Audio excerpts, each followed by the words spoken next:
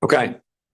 Apologies for the glitch. For all who are joining us over Zoom, we started by noting that we are learning Kibbut Avim this year, the fifth of the Aseret HaDibros, and we simply started by noting its centrality in Torah Shabbat, its centrality both as part of the Aseret HaDibros, as the centerpiece, the fifth of the Aseret HaDibros, which is something that we'll focus on a little bit more later, and even unique within that illustrious, sublime set of 10 mitzvos, or it's really more than 10 mitzvos, 10 dibros.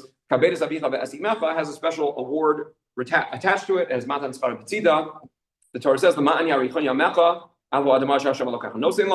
that you will have long life, you will be bestowed with blessing for the performance of Kabedes Avicha ve'esimecha. The mitzvah doesn't only appear in the Aseret HaDibros, it also appears in Vayikra Perek Yutes, this past week's parsha. Source number 3. Vayidaber Hashem al Moshe lemor. Hashem said to Moshe, saying, Daber el kol adas b'nei Yisrael v'yamarta alehem kedoshim tihiu ki kadosh ani Hashem Elokecha. The Torah charges us to be holy, to be sacred, because I, Hashem, am sacred. What exactly is that mitzvah? What is that charge? Is it a mitzvah or is it not? Much to discuss within that first pasuk. But whatever it means, it is noteworthy that what the Torah chooses to follow with this charge to be sacred is Ish imo ve'aviv tira'u v'yashav b'sosai tishmoru ani Hashem Elokecha. The first thing that the Torah says after charging us to be holy, after Kedoshim Tiyu, is Ish imo ve'aviv tira'u. Not exactly the same as Kabed Avicha ve'esimecha. This is what's called Mora Aveim, fear or awe of your parents rather than respect and honor. There are nuanced differences between the two mitzvos, but they certainly do appear to be parallel. The Ramban on Parshas Kedoshim says that if you look carefully through this past week's parsha, you can find mitzvos that are parallel to the Aseret HaDibros, and he goes through the entire list where you can find the parallels between Kedoshim and the Aseret HaDibros. The first one that's listed in Parshas Kedoshim is not Anochi Hashem Elokecha Asher Tzeisecha Me'eretz Mitzrayim. It is Kabedes Avicha ve'esimecha, or it's parallel Ish imo ve'aviv tira. And Rashi, commenting on this parsha, source number 4, Daber kol b'nei Yisrael ve'la mishanem raparsha zu behakel. Moshe was supposed to report Parshas Kedoshim behakel, bringing the entire nation together. Why? Bold of source number 4, because most of the principles of Torah can be found in Parshas Kedoshim. The fundamental 4 principles are included in this parsha. The first of them is Ish imo ve'aviv tira. I will also note, because this is a pasuk that's going to be important for us, it is placed directly next to Shabbos, and that's something that we also find in many instances. We find Kibbut Avim juxtaposed with Shabbos. Of course, that's true in the Aseret HaDibros themselves. The 4th of the Aseret HaDibros is Shabbos. The 5th is Kibbut Avim. In many instances, we find these two mitzvahs connected. And those last few words, Ani Hashem Elokechem, are significant as well, as we will see when we turn to the Gemara Yevamos. So it's in the Aseret HaDibros.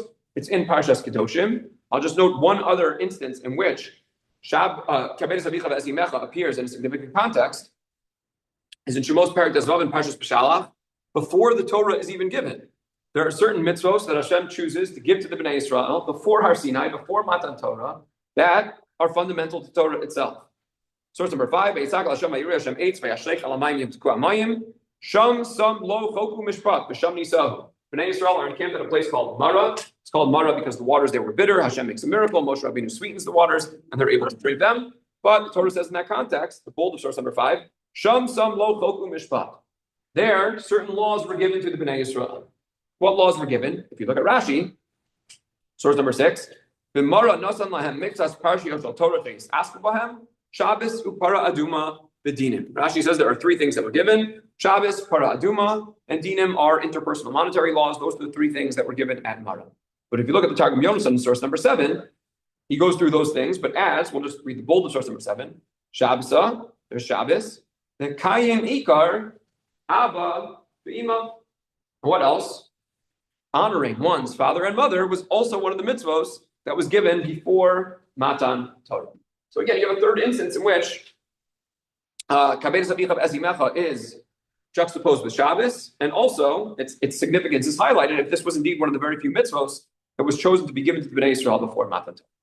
So if you just look at Torah Shabbat, you would get the impression that Kibbut Avim is a very important mitzvah. All mitzvahs are very important, but even among the list of 613, it has special status as a particularly central, core, and sublime mitzvah from its placement in the Aseret HaDibros, in Parshas Kedoshim, in Mara. It seems like something that's very significant.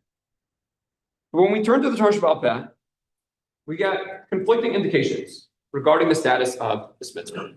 And core to our analysis tonight is a Gemara that appears in Masechus Yevamos in the first parak that you see in source number 8. Now, before we jump into this Gemara, a number of pieces of background. This is a very confusing Chakravartarya, so I'll try to break down all the background pieces that will help to understand this Gemara, and we'll see why it's so significant for our topic. Number one, there is a general principle in halacha called aseh dochet lo sa'aseh. If you have a mitzvah aseh that comes into conflict with a mitzvah lo sa'aseh, then the aseh overcomes the mitzvah lo sa'aseh. And the primary area where the Gemara talks about this principle is at the beginning of Yevamos. To give an example, that's admittedly an imperfect example, as the Gemara itself highlights, but just for simplicity's sake, if the Torah says don't wear shatnez, but the Torah also says that the Kohen in the Beis HaMikdash is supposed to fashion special big day kahuna that have wool and linen, the aseh of big day kahuna overcomes the losa aseh of shatnez. And aseh overcomes the losa aseh in instances of triage, in instances when they conflict with one another. That is point number one. Aseh versus losa aseh, the aseh wins. Point number two, there are limitations to that rule. It's not an objective across the board rule. There are many limitations, but two that are very important for our purposes are going to be, number one, when the losa aseh has a punishment of kares. When the losa aseh is a really, really severe losa aseh, it's a really severe prohibition, such that its violation incurs a punishment of kares, the aseh does not trump or push off the losa aseh or override the losa aseh. Similarly, another limitation to that rule is aseh versus losa aseh va'aseh. This one is a little bit more intuitive. In certain instances, you have a mitzvah that has both a losa aseh and an aseh. An example that we'll see in just a moment is Shabbos Aveda. Shabbos Aveda, returning a lost object. The Torah says Hashem t'shivim la'achicha. It says that you should return it. The Torah also says Lo suchal lehisalein. Don't ignore the lost object.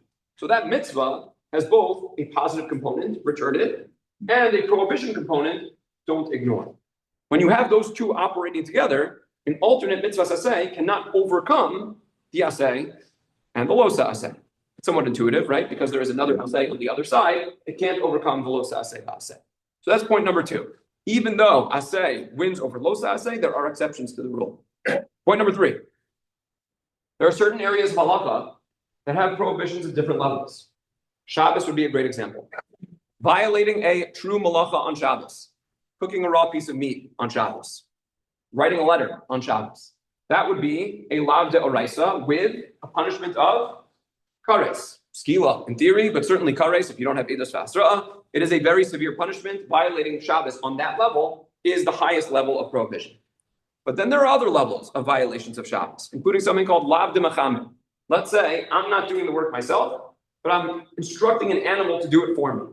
If I would take a rake and plow the ground, that would be a full violation of Shabbos. If I'm just instructing an ox to actually do the work for me, or a draft horse to do the work for me, then it's still prohibited on Shabbos, but it's not a punishment of kares. It's not that same level prohibition, it's a lower level prohibition. So you have instances where those two categories, severe prohibition and still serious but less severe prohibition, exist within the same mitzvah. That's number three. Now, with all that as background, let me simply telegraph what we are going to see. In this Gemara, we are going to see conflicting indications regarding the stature of kibbud av v'em vis-a-vis other mitzvahs. What happens if I have kibbud av v'em against a mitzvah in the Torah? A parent tells me to violate a Torah command. Should kibbud av v'em trump the Torah command, or should it not? On the one hand, we will see indications that kibbud av v'em is stronger than other mitzvahs, and perhaps even if it's a losa aseh sheyesh ba kares, where ordinarily speaking a mitzvah would not defeat the severe prohibition, perhaps kibbud av v'em is so important that you will even violate a lav sheyesh ba kares in order to fulfill a command of a parent. That's not paskin l'maita, to be clear, but we will see the Gemara certainly entertains that possibility. On the flip side, we will see the opposite indication.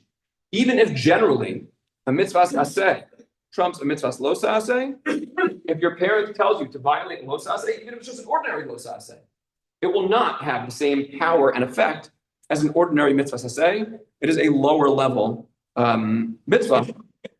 at least vis-a-vis these triage cases. And we will note that the Rishonim themselves, already the Baalei Atosos, wonder what exactly is happening here with these conflicting indications. Is kibbud av v'em stronger or is it weaker? Let's try to document this through the Gemara itself. Source number 8. We have a general principle, as we articulated, that a mitzvah aseh trumps a mitzvah losa aseh in instances where they conflict with one another. Losa aseh sheyish bo kares, heicha ashkechan dedah. But can we find any example where an aseh trumps and pushes off, overrides a lav sheyish bo kares? Now, in the end, the Gemara is going to conclude that it does not. But initially, the Gemara thinks maybe it will. Second line of source number 8. Where can I find an instance where a mitzvah aseh overrides even a severe losa aseh, a severe prohibition that has a punishment of kares? Kibbud av v'em. Tesanya, for I learned in a brisa, bold of source number 8. Yachol yehei kibbud av v'em docha Shabbos. The Gemara initially considers the possibility that a parent tells you to violate Shabbos in the most severe form. They tell you pick up the pen and start writing. Take the piece of meat and throw it in the oven. Pick up the rake and start plowing. In those instances, perhaps you should actually follow your parents' command and violate Shabbos. Talmud Lomar, but we have a special pasuk that teaches me you shouldn't do that. Ish imo ve'aviv tira'u b'es Shabbos osai tishmaru. We have this juxtaposition, as we noted, between kibbud av v'em and Shabbos. The Gemara concludes with 3 critical words. Kulchem chayavin bichlodi. You are obligated to observe my Torah command, Hashem says. Your parents are also obligated to observe my Torah command. So when they tell you to violate a Torah command, you are not supposed to listen. That's what the Gemara says. Now the Gemara here seems to be assuming that if it weren't for this special pasuk, kibbud av v'em would override Shabbos. You would have a mitzvah aseh that overrides a severe prohibition of kares, except if it were not for this special pasuk that tells me that you shouldn't be doing so. And we have other indications as well that kibbud av v'em has this special power. Take a look at the next Gemara, source number 9, the Gemara B'Mitzia Daf Lamed Beis. Here the Gemara is talking about Hashavas Aveda. In particular, it's talking about instances when a Kohen would need to go into a Beis HaKvaros, a Kohen would need to become Tameh in order to do Hashavas Aveda or in order to do kibbud av v'em. So the Gemara says as follows: Beis HaKvaros lo yitameh lo, Tanu Rabbana. Minayin she'em amar lo aviv hitameh, o she'amar lo al tachzir shelo yishmala. Let's say a Kohen tells, a father tells his son, they're both Kohanim, to go become Tameh, go into the Beis HaKvaros, or alternately, just to use a more simple case, this is the case we'll focus on, there's a lost object, and the parent instructs the child, do not return the object. Finders keepers, we're keeping this object, I don't want you to return it. How do I know that you're not supposed to listen to the parent? Asks the Gemara. Shene'emar, the pasuk, the Gemara answers with a pasuk, second line of source 9. Ish imo ve'aviv tira'u, v'yashab sosai tishmoru, ani Hashem. It quotes the pasuk of kibbud av v'em, juxtaposed with Shabbos, and concludes with 3 familiar words. Kulchem chayavin bechvodi. You are all obligated to keep my mitzvahs, Hashem says. I tell you that there's a moral mandate to return a lost object. So a parent is not licensed to tell you not to observe that mandate. You need to properly return the object. The Gemara continues. Time at the cause of Rahmana Eshab Society Shmaru. Alavaki, Hava Aminat Zaisi. I have this special pasuk. That's why you're not supposed to listen. But it appears if I wouldn't have this special pasuk, you would actually listen to your parent who says, keep the lost object, don't give it back, don't return it. In bold of source number 9, the Gemara asks, Ve'amai, why would you ever think that you should listen to a parent in this circumstance? Hai aseh, v'hai lo sa'aseh, va'aseh. What did we just finish saying before? When it comes to Hashavas Aveda, it's not just a mitzvah, it's really 2 mitzvahs. Hashev teshivim, return it, and lo suchal lehisalem, don't ignore. So why would I ever think that kibbud av v'em, 1 mitzvah, has the capacity to override 2 mitzvahs? If we just got finished articulating, we just said that a single mitzvah cannot override a lo sa'aseh va'aseh. So again, from the bold of source number 4, why would I ever think that you should listen to a parent in that circumstance? Hai aseh v'hai lo sa'aseh va'aseh. Kibbud av v'em is 1 mitzvah aseh. On the flip side, Hashavas Aveda is a lo sa'aseh and an aseh. The lo asi aseh v'dachi es lo sa'aseh v'aseh. You should never take a single mitzvah. You should never have the capacity to override two mitzvos on the other side of the ledger. Second, the bottom line of source number 9, second word. The Gemara answers Itzterin. You know what? I actually would think that in this instance, and only this instance, kibbud avayim, that one mitzvah, can override the two mitzvahs of Hashavas Aveda when they conflict. Why? I would have thought. Because kibbud avayim is considered parallel to honoring Hashem himself, because this parallel formulation, we have this kabed formulation both by parents and by Hashem himself. I would think that because kibbud avayim is considered such an elite and sublime mitzvah that it's compared to honoring Hashem himself, maybe it has the capacity to override two mitzvos that conflict with it. So I have a special pasuk that tells me, no, even in this instance, you're supposed to follow the mitzvah, and you're not supposed to follow your parents' command not to violate the mitzvah. But in both of these instances, whether it be kibbud avayim against the prohibition of kares, or kibbud avayim against two mitzvos, the two mitzvos of Hashavas Aveda, even though ordinarily we wouldn't even consider the possibility that a single mitzvah has the capacity to override kibbud avayim, we would consider it. It's a special mitzvah, it's distinct, it's different, it's compared to honoring Hashem himself. Perhaps kibbud avayim would have that. So on one level, we have indications that kibbud avayim is stronger than most mitzvos, and certainly that would fit the presentation of Torah Shabbat that we saw. Kibbud avayim is not just another mitzvah, but it's a core and critical mitzvah. Perhaps it has power beyond the capacity of other mitzvahs. But then we have indications to the contrary. Perhaps kibbud avayim is counterintuitively less than other mitzvahs. Source number 10 is a continuation of that same Gemara that we saw in source number 8. So initially, remember, the Gemara was considering the possibility that your parent tells you to violate Shabbos. The Gemara initially considered the possibility that you should violate Shabbos. Now the Gemara seeks to clarify the case. Source number 10. Is it not a case where a parent tells you to violate a full-fledged malacha of Shabbos? What are these full-fledged malachas? Shchita would be a full-fledged malacha. Bishul, cooking, a full-fledged malacha. Is that not the circumstance? The time of the Kasab Rahman Hashem Society Shmaru. And the only reason why you're not allowed to violate that malacha with kares is because of this special pasuk, but otherwise I would think that you're allowed to. Gemara says, lo, that's not really the case. Rather, lav timachami. It's not a case where a parent tells you violate a full-fledged malacha of Shabbos. It's where a parent tells you to do a lesser violation of Shabbos. As we said before, let's say I'm not plowing myself, but I'm just having an ox or draft horse do the work for me. In that scenario, it's still a Shabbos violation, but not a violation on the level of kares. And even there, you're not supposed to listen. Even there, we don't apply the principle of aseh docha lo sa'aseh. The Gemara asks why. We'll just stick to the bold of source number 10. Even if you're dealing with that lower level prohibition of Shabbos, kibbud avayim is not going to win. The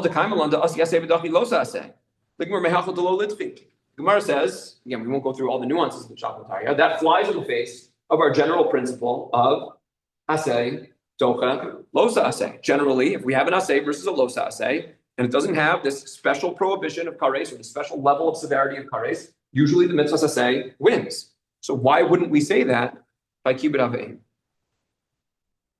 The Gemara ultimately answers, skip to the second to bottom line of source number 10. What's that same that we spoke about before? You and your parents are obligated to honor Hashem. And then the Gemara concludes, it answers that kibbud avayim is really a hechsher mitzvah. What is a hechsher mitzvah, generally speaking? Hechsher mitzvah is not a mitzvah itself, but rather the preparatory phase for a mitzvah. There's a mitzvah to sit in the sukkah. The hechsher mitzvah is to build the sukkah, to use one iconic example. So it says that kibbud avayim is a hechsher mitzvah, a rather cryptic line that we'll have to return to. But in source number 10, we're seeing that if at the outset we thought that kibbud avayim is so strong that perhaps it can overcome a lav sheyesh bo kares, now we're seeing that it's actually weaker than the average mitzvah. The average mitzvah, a mitzvah saseh, can push off a mitzvah lo saseh. but kibbud avim cannot. And if you want to see this in the most stark expression, take a look at the Rambam in Mamrim Perek Vav, Halacha Yubei, source number 11. Misha Amar Lo Aviv La'avor Al Divrei Torah. If one's parent tells them to violate words of Torah, whether they told you to violate a prohibition or not to perform a mitzvahs aseh. They tell you to do malacha on Shabbos or they tell you not to eat matzah on Pesach. And then the Rambam adds in bold, afilu shel divrei, even a mitzvah midrabanan. Areizel lo yishmalo shene'amar ish imo ve'aviv tirov yashav tzasei tishbaru kulchem chayavim b'chlodin. Even if, keep it up, this central mitzvah that we were highlighting at the beginning, that's clearly presented by the Torah as a core foundational principle of Avodas Hashem, if it comes up against the mitzvah, midrabanan, what wins? The mitzvah midrabanan wins. What's the source for this in the Rambam, that even a mitzvah midrabanan beats keep it up? There is no source for this in the Gemara. If you look in the Kesef Mishnah in source number 12, that which the Rambam wrote, that even if it's midrabanan, it defeats the mitzvah of kibbud avim.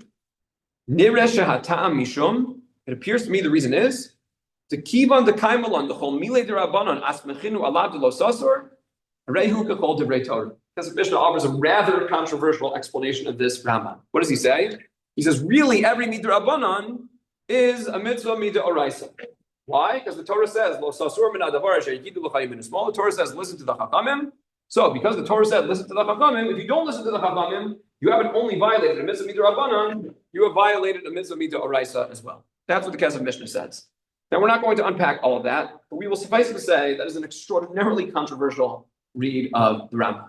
How exactly to understand the mitzvah of lo sasor is subject to a major machlokas between the Rambam and the Ramban, in Shorish Aleph of Sefer HaMitzvos. And as the Ramban points out, if you take this argument of the Kesef Mishnah, you run into very serious problems. Because if you do so, you have eliminated any difference between mitzvah midrabanan and mitzvah midoraisa. You have just magically transformed every mitzvah midrabanan into the mitzvah midoraisa to listen to the chachamim.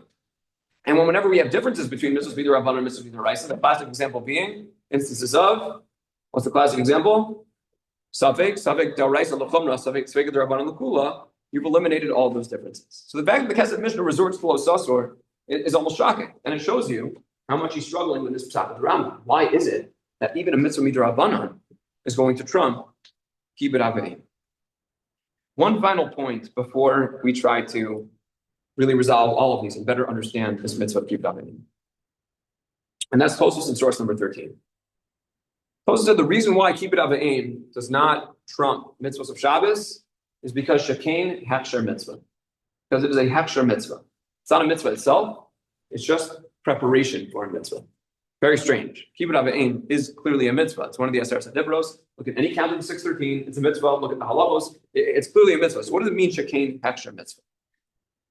So Tosfos offer two explanations of this.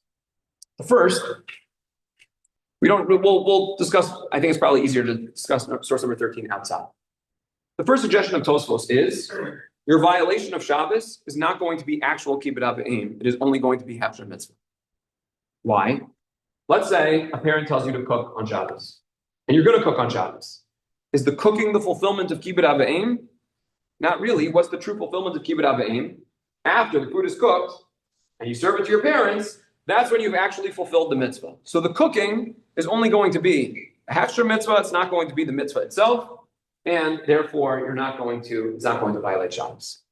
Then Tosfos point out, if that's the case, what if we conceive of a scenario where kibbud avim was the actual violation of Shabbos, in whatever form it takes?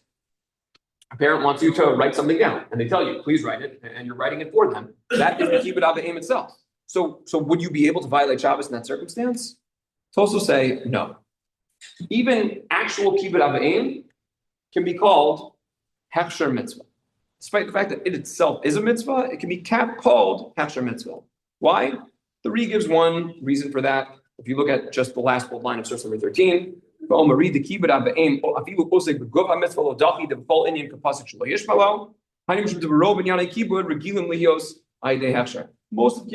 is through hechsher, he says. So that's why it's called hechsher mitzvah. That's the explanation of the Re. But in the end of the day, the Gemara seems to characterize this central mitzvah of kibbud av v'em as a hefsher mitzvah, and that too requires explanation. So just to sum up the questions that we've posed before we try to come with some resolution and better understanding of all this, we have conflicting indications when it comes to kibbud av v'em. Source number 14. First, we have indications that it's stronger than other mitzvahs. We encounter indications that in triage cases, kibbud av v'em should perhaps be stronger. It could push off a kares prohibition, even though others cannot. It could push off an asay and a losa asay, even though others cannot, or at least we consider that possibility. We have indications that kibbud av v'em is stronger than the average mitzvah.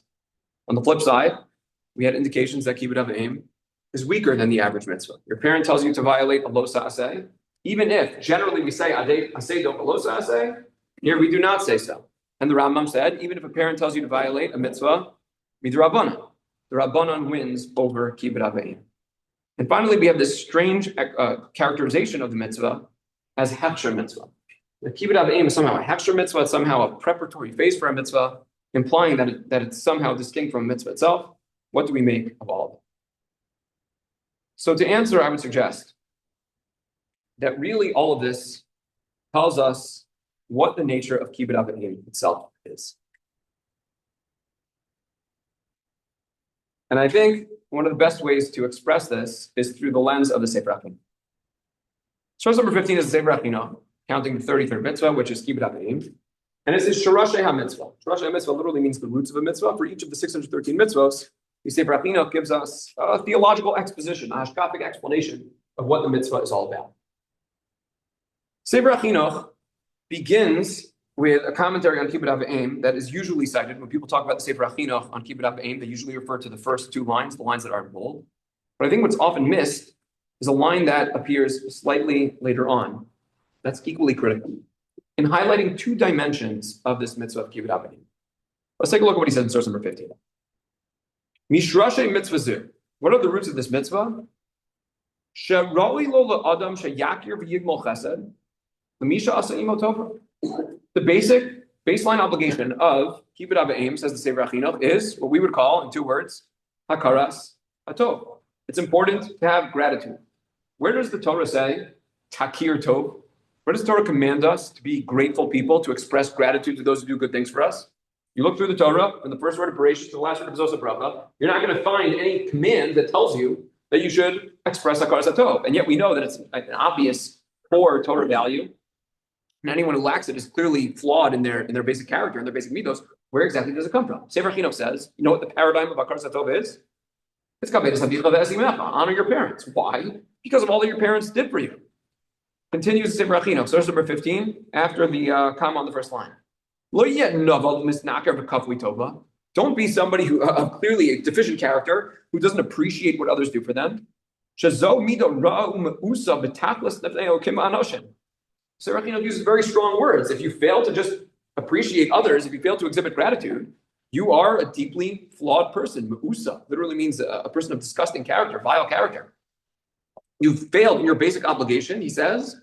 Lifnei Elokim va'anashim. That's going to be a very important line for us, he says, both towards Hashem and towards others as well. Or if we had to translate that into colloquial terms, it is a problem both in your Bein Adam Lamakom and your Bein Adam Lachaveru. He continues after the first bold line. V'sheyitein el liba ki ha'av v'ha'em hem sibas havas ha'olam. That your parents, you need to internalize that your parents are the reason why you are here. Third line. It's just, again, basic gratitude. Your existence is thanks to your parents. So basic gratitude dictates that you should try to honor them in any capacity that you can. They are the ones who brought you here. And you know what? It's not so easy to raise children. They did a lot of things in order to take care of you, to raise you. So basic hakaras hatov is both. What is the first thing that the Sefer HaChinah says about kibbud av v'em? And again, perhaps the most intuitive. Why is it that we're instructed to honor our parents? It is basic, the most basic form of appreciation and gratitude. That is one core pillar of the mitzvah. But then he adds something else. Second bold line of source 15. When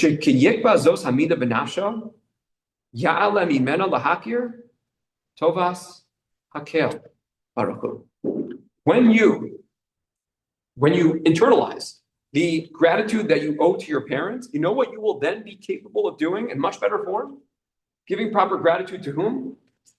To Hashem as well. Shehu sibasa, after the second bold line, the sibas kol avosa about Adam Arishon. Because, again, just mirroring the language that he used before, the same way that your parents are the entire cause of your existence, you know who else is causing all of your existence? Hashem also brought you into this world. Just like your parents work hard to provide you all of your needs, HaKadosh Baruch Hu doesn't work hard, but Kiviyachol, HaKadosh Baruch Hu also make sure to provide you all of your needs. Hashem gives us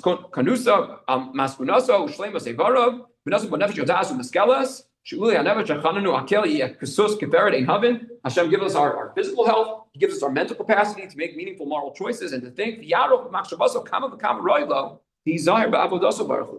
Says Sefer Afinoch, Kibbut Avim is not just about that basic character trait of expressing gratitude to others. It is your most basic training ground for how exactly we are supposed to relate to Hashem. Think about it for a moment. We all take for granted that we have a relationship with HaKadosh Baruch Hu, that each and every one of us has the capacity and the mandate to forge a personal relationship with our Father in heaven. But if you take a step back and you don't take that for granted for a moment, you forget everything that you've learned in your entire Jewish education from the time that you're a young child. It's theologically audacious to assume that we can have a relationship with the Master of the universe. How can we forge that relationship with a being that is infinite, that is infinitely beyond us? Us having a relationship with Hashem is, in a certain sense, more absurd than any one of us having a relationship with a cockroach or a microbe. The gap between us and Hashem is more vast than the gap between us and any other physical being. So how exactly are we capable of having a relationship with Hashem?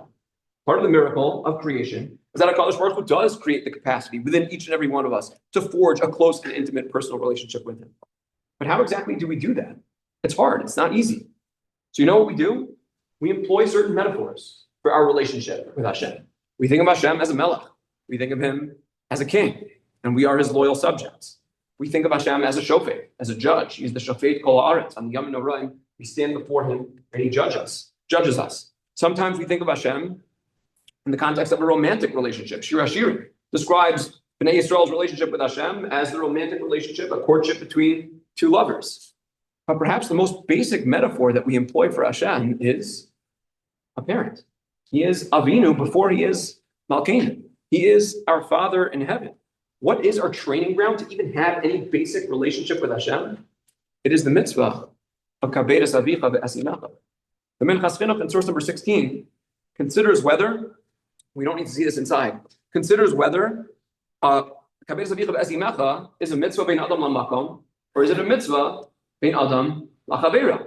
And there are all sorts of halachic ramifications to this in the process of tshuva and things like that. Which is it that Minchas Chinuch says? He's not entirely sure. He weighs how it should be categorized. Should it be a bein adam lamakom? Because again, it's after all training to properly relate to Hashem. Or is it bein adam lachavera, the basic gratitude that is owed to your parents? Note that kabedas avicha ve'asimecha is the fifth of the Aseret HaDibrot. Many have noted that if you look at the Aseret HaDibrot, broadly speaking, the first five are, certainly the first four, are bein adam lamakom, our mitzvahs pertaining to our relationship with Hashem. The last set, the last half, the last five are bein adam lachavera. And right in the middle, the hinge point, the critical, the crux, the core of the Aseret HaDibrot is the fifth, kabedas avicha ve'asimecha, which has components and elements of both. Perhaps the most poetic description of this comes from the Gemara Kiddushin Daf Lamed Amud Beis, which says as follows, source number 17. Tanu Rabbana, our rabbis taught, Ne'emar kabedas avicha ve'asimecha, v'ne'emar kabedas Hashem mehonecha. We have two psukim, one in Torah, one in Nach, instructing us to honor others. The Torah tells us to honor our parents, and we're told to honor Hashem. The Torah creates a comparison, a parallel between honoring our parents and honoring Hashem. Ne'emar, ish, second line, imo ve'aviv tira'u, ve'ne'emar es Hashem elokecha tira v'oso sa'avod. When it comes to that second component, not just honoring, not just kavod, but also mora, there too we have a parallel. You're supposed to provide yira to your parents, ish imo ve'aviv tira'u, and you need to fear Hashem, es Hashem elokecha tira. Why? Once again, we have this is parallel. This Mora of your parents is parallel to Mora of Hashem himself. Ne'emar, Mekalal Aviv v'imo most you must, third line of source number 17. If you curse your parents, there's a severe punishment. You're subject to capital punishment. Ne'emar ish ish ki kalel elokav v'nasa cheto. There's also a prohibition against cursing Hashem. Cursing is considered parallel as well. And why? Bold of source number 17, and I think this is a well-known Gemara. And it's appropriate that the Torah creates this parallel between all of them. Because there are three partners in the creation of man. Tanu Rabbanan, Shlosha Shutavanim Ba'adam. Indeed, we learned that there are three partners in man: Kadosh Baruch Hu, the Aviv, the Ima. God, one's father, one's mother, they are the three partners in creation. Bizman she'adam mechabedes Aviv v'Ima, Amar Kadosh Baruch Hu, Ma'ale ani alehem ki'ilu darti b'neihem v'kibduni. When one honors one's parents, Hashem says, you know what? That is tantamount to honoring me directly. If you go back to our halakhic questions, perhaps this unique status, you go back to source number 14, this unique status of kibbud avim, ironically, can explain both conflicting indications in the Gemara. The impulse to treat kibbud avim as stronger than other mitzvos, and simultaneously the notion that perhaps it is weaker. Why is it stronger? Potentially it's stronger because honoring your parents is like honoring Hashem himself. And if it's really that illustrious, sublime mitzvah of honoring Hashem himself, then perhaps it should be treated as a stronger mitzvah than other mitzvahs. Yet on the flip side, if the whole notion of kibbud avim is honoring Hashem himself, then when a parent instructs us to do something that is against the will of Hashem, it almost undermines the character of the entire mitzvah. How can it be honoring Hashem if the very act that you are doing to honor Hashem is a violation of one of his commands? Ironically, the very strength of the mitzvah becomes its weakness in an instance where a parent tells you to violate a Torah command because it creates an internal tension within the mitzvah itself. And why is it described as a hechsher mitzvah? Why is it simply preparation for another mitzvah?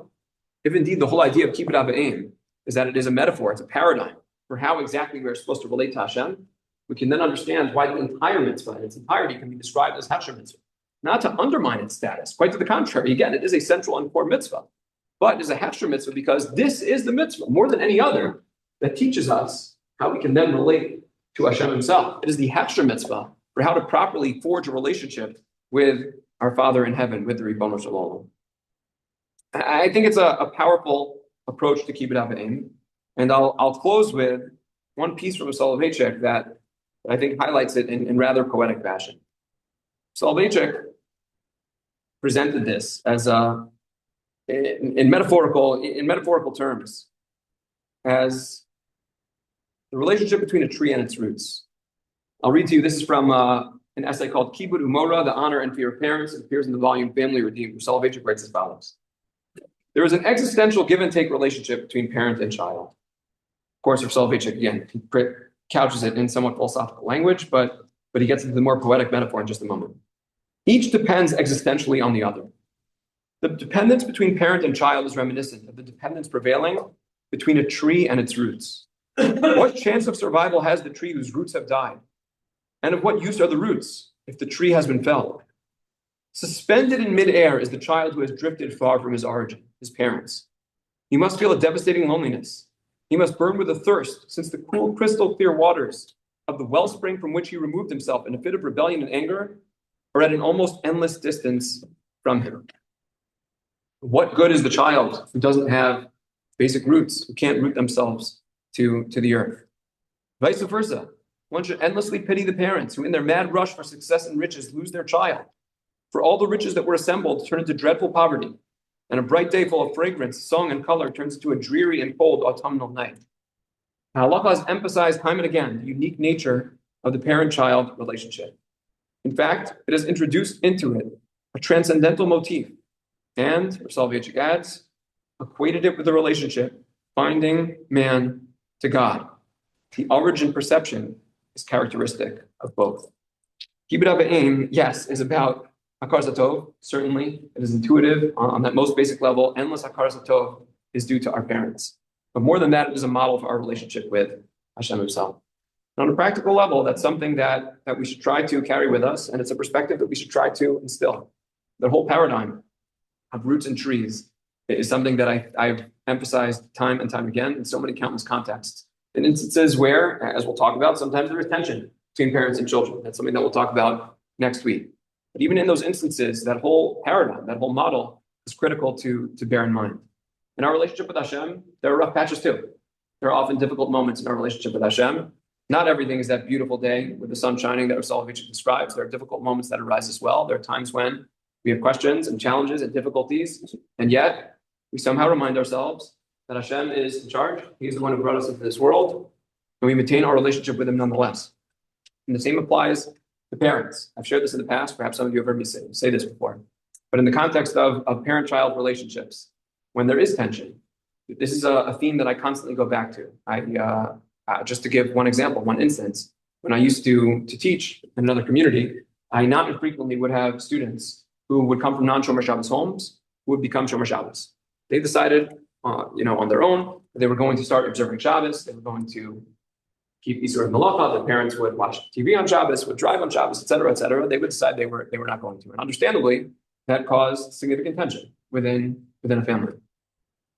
And also understandably, we wanted to encourage the spiritual growth of their children. We don't gratuitously encourage friction between parents and children. Certainly, child choosing to keep Shabbos, from our standpoint, is a noble spiritual choice that we want to encourage. So how do you navigate that? So no two cases are alike. Each case needs to be navigated on its own merits and in its own way. But one thing I would constantly remind the child is, despite all of the tension, you need to always remember that everything you have is from your parents. And you need to make sure that you know that and that they understand that you know that. As Hashem, you're going to build spiritual heights. And you're not going to do things exactly the same way that your parents did. None of us in this room, none of us in the world, do things exactly the same way that our parents did. There comes a point in life when we spread our wings, we fly away from the nest. That's part of the process of life itself.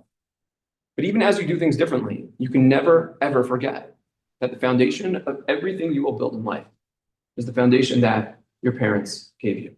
And maybe you will reach heights that are higher than the heights that they reached. It's certainly my hope that my children reach heights that are higher than my own. And I think that's the parental hope across the board. We always hope that our children reach heights that transcend anything we've achieved or accomplished. But it's critical that you always remember that they are the foundation.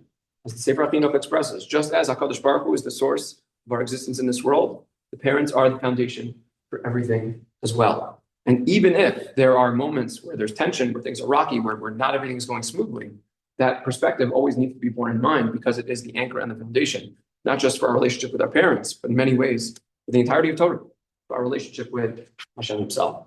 And we always bear that perspective in mind, properly honor our parents. May it serve as a proper expression of Hakaras Tov to them and a model for our relationship with Hashem Himself.